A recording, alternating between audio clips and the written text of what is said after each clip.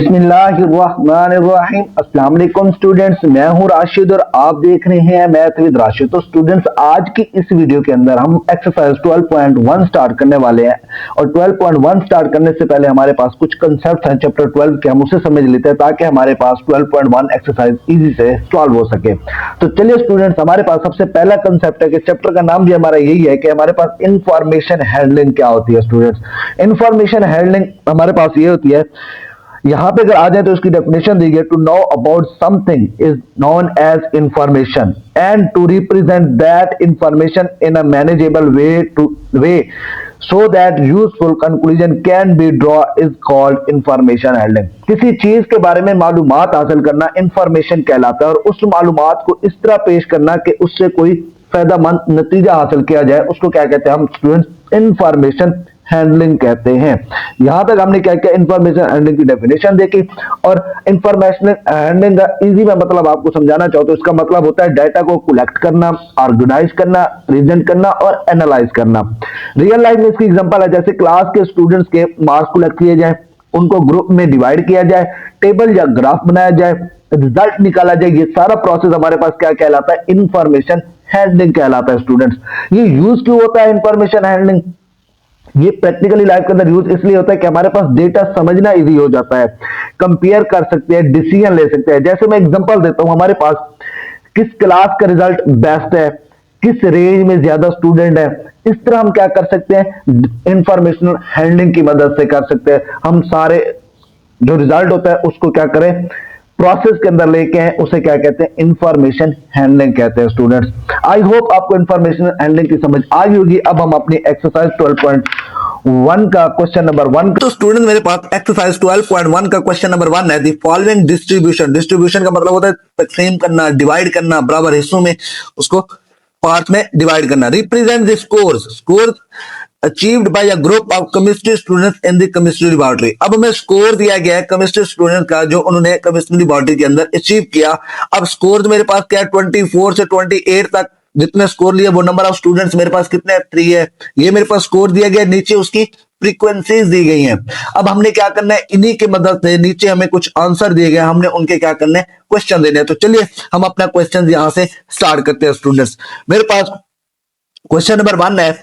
अब ये मेरे पास जो फॉर्म है, ये ग्रुप डेटा की फॉर्म के अंदर दिया गया है, ये अनग्रुप डेटा नहीं है। अनग्रुप डेटा के अंदर हमें नंबर दिए जाते हैं, जैसे मैं आपको यहां पे दिखा सकता हूं। जैसे मेरे पास ये वाले नंबर है, ये मेरे पास अनग्रुप डेटा है। और जब इस तरह की फॉर्म के अंदर दिए जाए, वो मेरे पास क्या कहलाता है? ग्रुप डेटा कहलाता है। तो चलिए अब हम अपना क्वेश्चन स्टार्ट करते हैं। मेरे पास क्वेश्चन है, क्वेश्चन मेरे पास 1 है। 1 के अंदर मुझे ये स्कोर दिए गए हैं, फिर उनकी फ्रीक्वेंसीज दी गई हैं। अब हमने क्या करना है? उन्हीं को देख के हमने ये आंसर दी फॉलोइंग क्वेश्चन देने हैं। मेरे पास पहला क्वेश्चन है, what is the upper limit of the last class. अब मैंने क्या करना है? अपर लिमिट बतानी है जो लास्ट क्लास है। अब मेरे पास यहां पे देखे तो लास्ट क्लास क्या है? 49 से 53 है।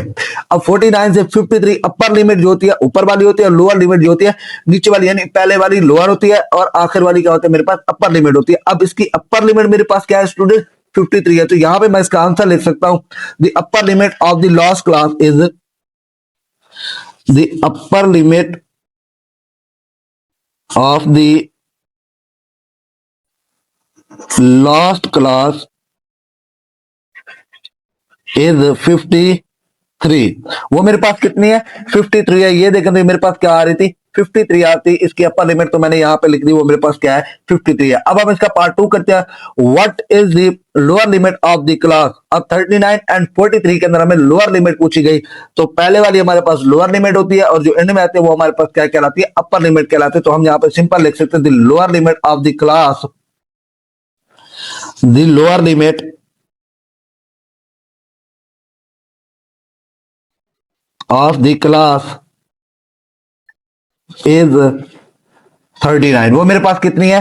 39 है। अब हम इसका पार्ट 3 करते हैं। पार्ट 3 है मेरे पास, what is the mid point of the class. अब मेरे पास मिड पॉइंट क्या होता है? मिड पॉइंट ये होता है जो हमें दो इंटरवल या दो क्लासेस दी गई है, उन दोनों को ऐड करके 2 पे डिवाइड कर देने से हमारे पास क्या आ जाता है? मिड पॉइंट आ जाता है। तो यहां पे हम लिखते हैं the mid point, the mid point. अब उसका मेरे पास जो फार्मूला है वो क्या होता है? Lower limit plus upper limit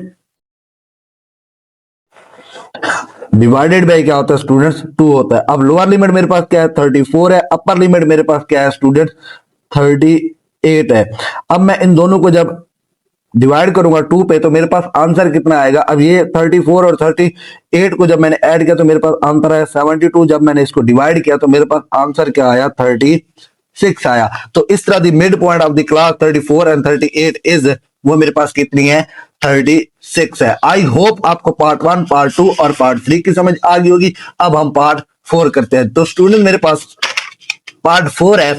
part 4 के अंदर हमें कहा गया what are the class frequency of the classes 29, 33 and 44 and 48। अब हमने क्या बतानी है इन क्लासेस की फ्रीक्वेंसी बतानी है। अब 29 और 33 की जो फ्रीक्वेंसी है मेरे पास वो मेरे पास कितनी है 6 है। 29 से 33 तक जो स्कोर था स्टूडेंट्स का उसके अंदर फ्रीक्वेंसी कितनी आ रही थी मेरे पास 6 आ रही थी। इसी तरह नेक्स्ट हमसे पूछा गया 44 से 48 तक। अब 44 से 48 तक मेरे पास स्कोर क्या है स्टूडेंट वो 15 है। तो यहां पे मैं लिख सकता हूं the class frequency of the class frequency of the class frequency of 29, 33 is वो मेरे पास कितना आया स्टूडेंट 6 आया।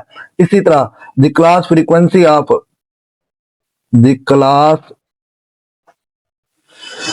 फ्रीक्वेंसी ऑफ 44, 48 इज वो मेरे पास स्टूडेंट्स कितना आ गया 15 आ गया। हमने जस्ट क्या बतानी थी इनकी फ्रीक्वेंसी बतानी थी। अब जो क्लास लिमिट थी 29 से 33 उसकी जो फ्रीक्वेंसी थी वो मेरे पास 6 थी। इसी तरह इसकी क्लास लिमिट क्या थी 44 से 48 उसकी फ्रीक्वेंसी क्या थी मेरे पास 15 थी। आई होप आपको पार्ट 4 की समझ आ गई होगी। अब हम पार्ट 5 करते हैं। पार्ट 5 है मेरे पास what is the size of the class limit in above frequency distribution। अब हमने क्या बताना है जो फ्रीक्वेंसी डिस्ट्रीब्यूशन हमने डिवाइड किया है क्लास लिमिट को हमने उसकी क्या बतानी है फ्रीक्वेंसी डिस्ट्रीब्यूशन बतानी है। अब देखिए 24 से 28 अगर आप यहां पे देखें 24, 25, 26, 27 एंड 28 1 2 3 4 5 तो क्लास लिमिट कितनी है 5 है। अब हमने इन सबको किसमें डिवाइड किया हुआ है फ्रीक्वेंसी डिस्ट्रीब्यूशन। इसकी जो क्लास लिमिट है वो मेरे पास कितनी आ रही है 5 आ रही है। तो यहां पे हम इसका आंसर लिख सकते हैं the size of the class limit the size of class limit in the above frequency वो मेरे पास कितनी है इज 5 है।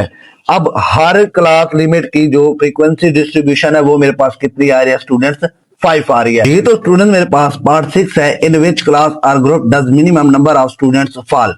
अब हमने बताना है कि मिनिमम स्टूडेंट किस क्लास के अंदर फॉल करते हैं। तो मेरे पास यहाँ पे आ जाए तो 24 और 28 में सबसे मिनिमम स्टूडेंट्स है 3। अगर वो मैक्सिमम पूछता तो 39 एंड 43 के अंदर थे। वो कितने स्टूडेंट्स थे 23 थे। अब मैं यहाँ पे लिख सकता हूँ इन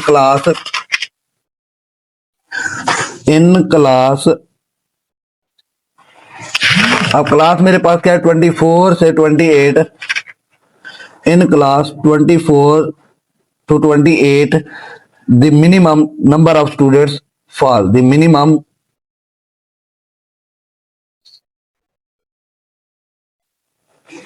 number of students फॉल।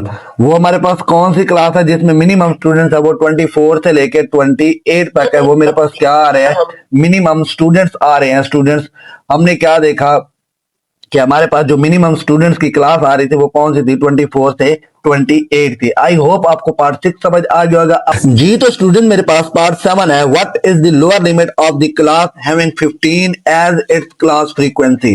अब हमने क्या बताना है जिसकी फ्रीक्वेंसी 15 है हमने उसकी क्या बताना है लोअर लिमिट बतानी है। तो स्टूडेंट मेरे पास 15 यहाँ पे आ रहा है इस क्लास के अंदर 44 एंड 48 के अंदर। तो मैं क्या करता हूँ इसकी लोअर लिमिट मेरे पास क्या होगी 44 होगी। तो मैं यहाँ पे इसको सिंपल राइट करता हूँ the lower limit of the class the lower limit of the class having 15 as its frequency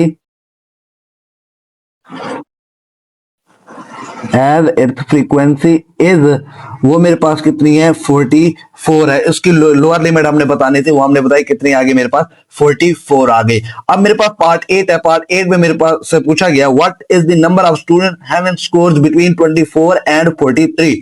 अब हमने बताना, ये हमें क्लास बताई गई है स्टूडेंट्स की 24 से 43 तक कितने स्टूडेंट्स ने ये स्कोर अचीव किया, हमने वो बताना है। अब देखिए 24, अब 24 से हमने बताना है कहां तक 43 तक। अब 24 से 43 तक हमने इन सब फ्रीक्वेंसीज को ऐड करके आंसर देना है। वो मेरे पास कितना आएगा 44 आएगा। अब 3 को 6 में ऐड करें 9, 9 को 12 में ऐड करें तो मेरे पास क्या आंसर आएगा 21, 21 को 23 में ऐड करें तो मेरे पास आंसर क्या आएगा 44। हमने क्या बताना था, फ्रीक्वेंसी बतानी थी उन सब स्टूडेंट्स की। तो यहां पे मैं राइट करता हूं the number of students having score, the number of students having score between 24 and 43 is, वो मेरे पास कितना आया स्टूडेंट्स 44 आया। इस तरह हमारा पार्ट 1 क्वेश्चन नंबर 1 का पार्ट 8 भी कंप्लीट हुआ। आई होप आपको समझ आ गई होगी कि हमने lower limit, upper limit, mid point और हमने क्लास फ्रीक्वेंसी किस तरह फाइंड करनी है।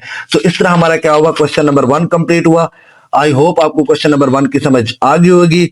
अब हम क्या करते हैं, क्वेश्चन नंबर 2 को स्टार्ट करते हैं स्टूडेंट्स जी। तो स्टूडेंट्स हमारे पास क्वेश्चन नंबर 2 है, for a school staff the following expenditures rupees in 100 are required for the repair of chair. अब ये हमें डाटा दिया गया है। इस तरह का डाटा हमारे पास क्या कहलाता है, अनग्रुप डाटा कहलाता है। ये हमें क्या दिया गया था, ग्रुप डाटा दिया गया था। इस तरह के फॉर्म के अंदर अगर हमारे पास क्वेश्चन है तो वो हमारे पास ग्रुप डाटा कहलाएगा। अगर इस तरह का कोई क्वेश्चन आ जाए तो वो हमारे पास क्या कहलाएगा, अनग्रुप डाटा कहलाएगा। इस क्वेश्चन के अंदर उसने हमसे 3 चीजें पूछी हैं। हमने सबसे पहले फ्रीक्वेंसी डिस्ट्रीब्यूशन के बारे में बताना है, टेलीबार मेथड के बारे में बताना है। उसने हमें इस क्वेश्चन के अंदर साइज ऑफ क्लास लिमिट क्या कहा, वो मेरे पास कितना है 3 है। अब हमने क्या करना है, लास्ट 3 क्लासेस की हमने फ्रीक्वेंसी बतानी है। अब सबसे पहले हम देखते हैं फ्रीक्वेंसी डिस्ट्रीब्यूशन हमारे पास क्या है। फ्रीक्वेंसी डिस्ट्रीब्यूशन अगर आप पिछले पेज पे आ जाएंगे, ये आपसे शार्ट में भी पूछा जा सकता है। A distribution are table that represents classes are grouped along with their respective class frequencies is called frequency distribution।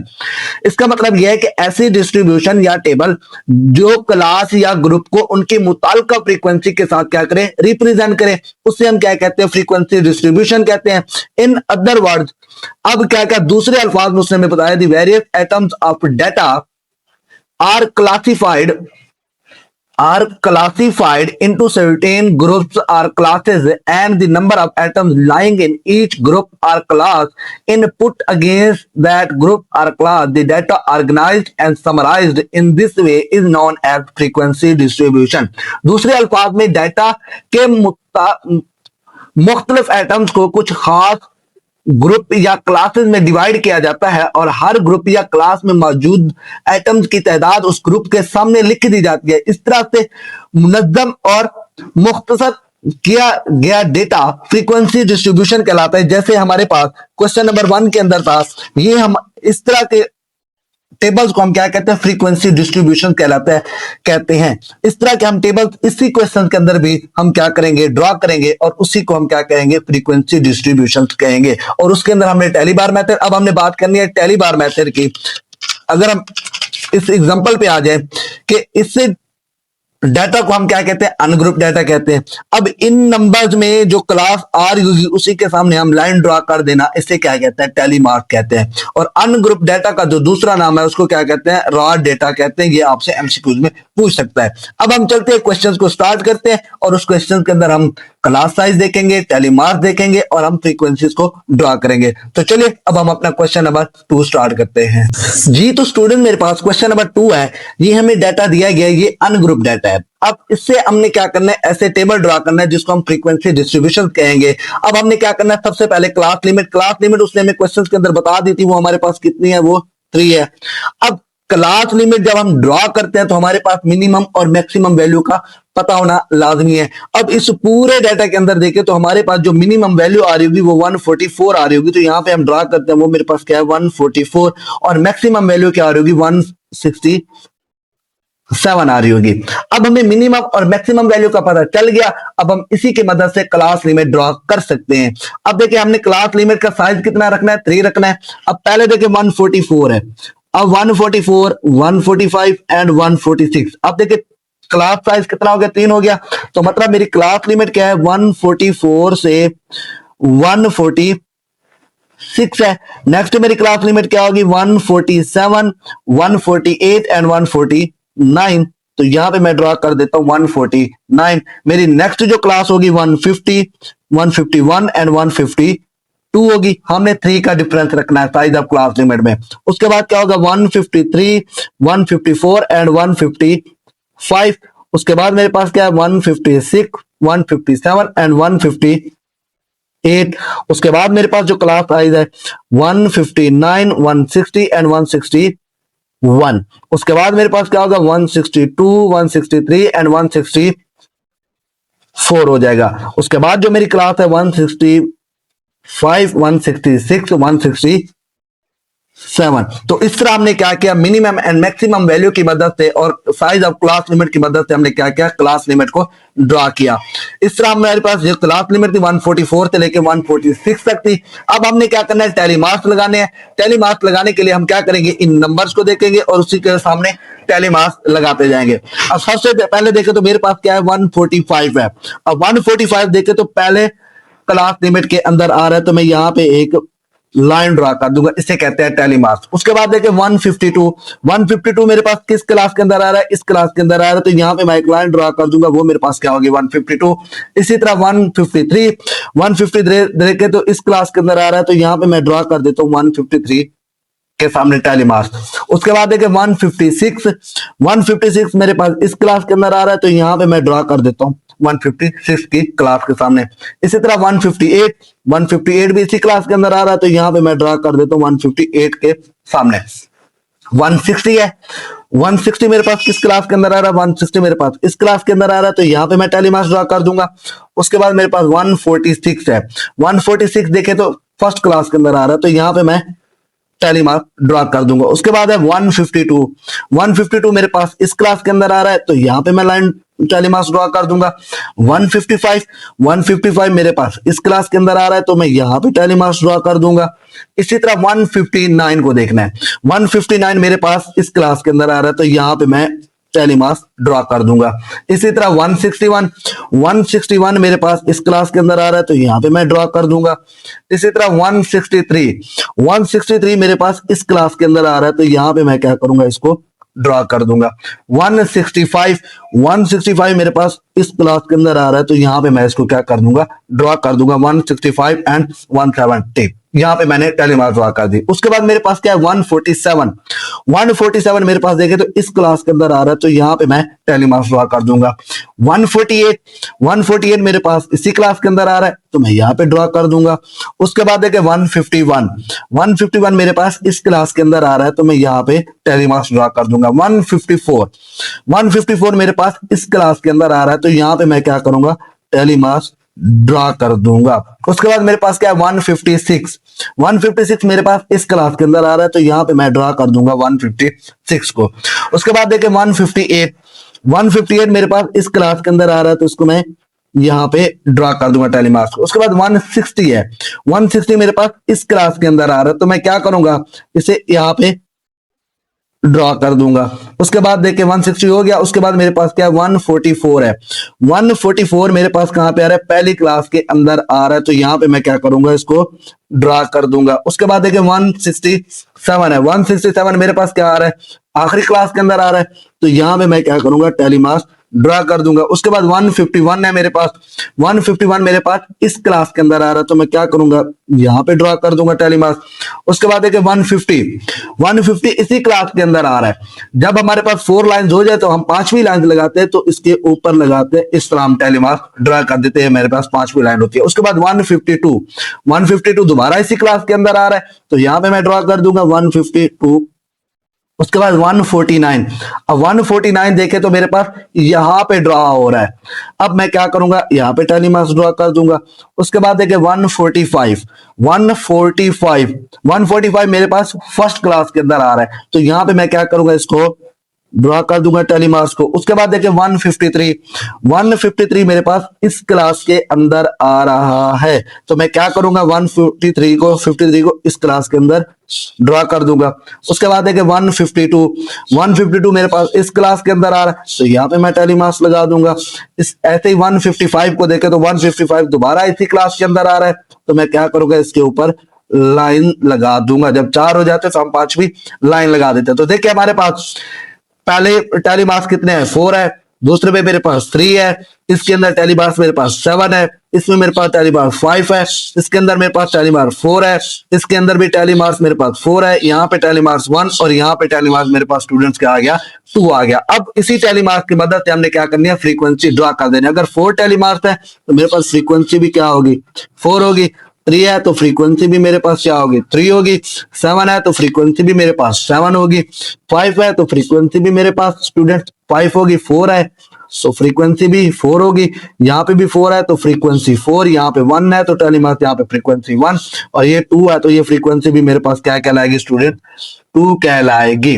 अब नेक्स्ट हमने क्या करना है, अब हमने ये देखना है कि हमने टैली मार्क्स ठीक से लगाए हैं या नहीं। तो हम क्या करते हैं, इस सारे डेटा को सम करते हैं, इस फ्रीक्वेंसी को, वो देखते हैं मेरे पास उसका आंसर कितना आता है। अब 4 और 3 को हमने ऐड किया तो मेरे पास 7, 7 को 7 में 14, 14 को 5 में 19, 19 को 4 में 23, 23 को 4 में 27, 28 एंड 30। तो अब ये मेरे पास जो फ्रीक्वेंसी आई वो 30 आई। अब हम इन्हीं नंबर को काउंट करने चाहिए, ये भी मेरे पास क्या होने चाहिए, 30 होने चाहिए। 1 2 3 4 5 6 7 8 9 10 11 12 13 14 15 16 17 18 19 20 21 23 24 25 26 27 28, यानी ये मेरे पास कितने हो जाएगा, 1 2 3 4 5 6 7 8 9 10 11 12 13 14 15 16 17 18 19 20 21 22 23 24 25 26 27 28 29 एंड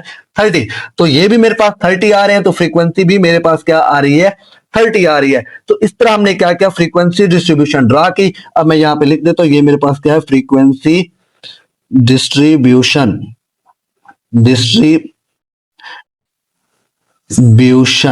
टैली मार्क्स भी हमने ड्रॉ कर दिया। अब उसने हमसे नेक्स्ट जो पूछा था क्वेश्चन, वो था कि लास्ट 3 क्लास की हमने क्या बतानी है, फ्रीक्वेंसी बतानी है। Frequency of last 3 classes, frequency of last 3 classes. अब मेरे पास लास्ट 3 क्लासेस कौन सी हैं, एक ये हो गई, एक ये हो गई और एक ये हो गई। अब हमने क्या करना है, इसकी फ्रीक्वेंसी ड्रा करनी है।